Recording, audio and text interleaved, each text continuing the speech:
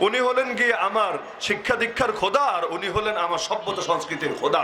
এক খোদাই যদি বিশ্বাসী হও, কালেমায় প্রথমে তো নাকচ করে, পরে না সাব্যস্ত করে। প্রথমে বলে লা ইলাহা, কোনো মাবুদ মানি না। কথাটা কিন্তু অনেক ব্যাপক। দেয়ার ইজ নো গড, কোনো মাবুদ নাই, কেউ নাই, কেউ নাই, একজনও না। পরে গিয়ে শুধু একজন এখান থেকে নাকচ করে যে না, প্রথমে বাকি সবাইরা না করে দিলাম, লাস্টে গিয়ে সেরেফ একজন মেনে নিলাম, ইল্লাল্লাহ। এই কথাটা বলার সুবিধা কি জানেন?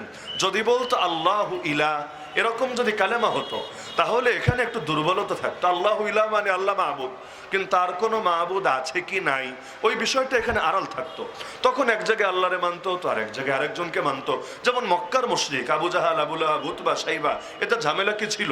এরা কিন্তু নাস্তিক ছিল না।